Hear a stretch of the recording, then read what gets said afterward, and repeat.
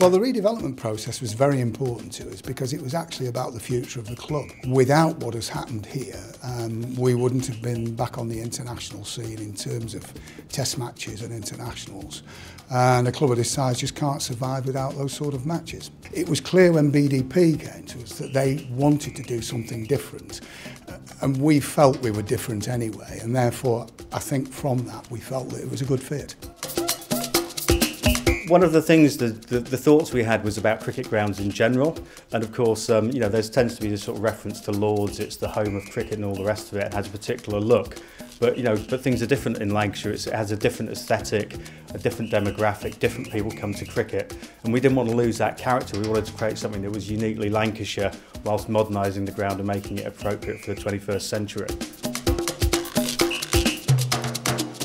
Create's role was as project manager from the development's inception, and it is Create's view that to understand the client's business needs, we need to integrate with the client team, which we did in this instance. We worked closely with the internal teams within the club and also external stakeholders, and that's key for us because what it allows us to do is understand everyone's aspirations and manage those aspirations. I think there must have been times when everybody involved in the project thought, is this ever going to work? Because we went through all these planning challenges. And I'm sure there were people who felt like throwing the towel in. But we got to a stage where everybody was so determined to see this through, not least BDP and Create, but everybody involved with the club. And I think it was that, almost that competitive spirit and that work hard spirit that got us through.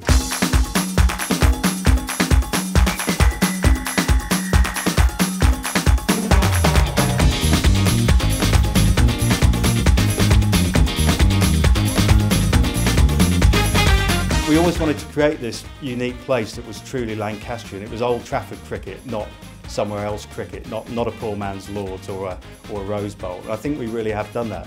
I know when we did the first phase, the point, the use of the red cladding shocked some purists and traditionalists. But I think as the ground started to come together and they've seen more of it and they've understood why it's like that, they've fallen in love with it, just as we always knew they would. This may not have worked, in fact I'm sure it wouldn't have worked at a place like Lords. It may not have worked at any other cricket ground, but it certainly worked for Lancashire County Cricket Club. And I think if they went elsewhere, they would find something that fit there as well. Yeah, I think one of the things that we do particularly well at BDP is about placemaking. So it's not just about building buildings, but actually collecting them and creating places. The spaces between buildings are very important, and also capturing the character of the place that we're working in. So a building in Manchester won't be the same as a building in London or a building in India or a building in Abu Dhabi. We realised that it's incredibly important to the club to create facilities that can be used for a multitude of purposes.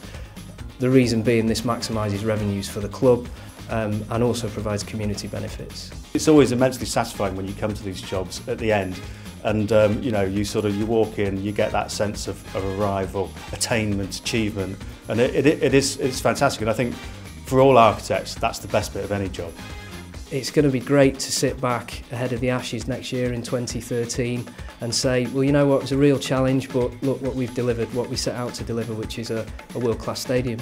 Now the whole development's been done, people see how the jigsaw fits, and it really is stunning, and it's different, and it's absolutely top class.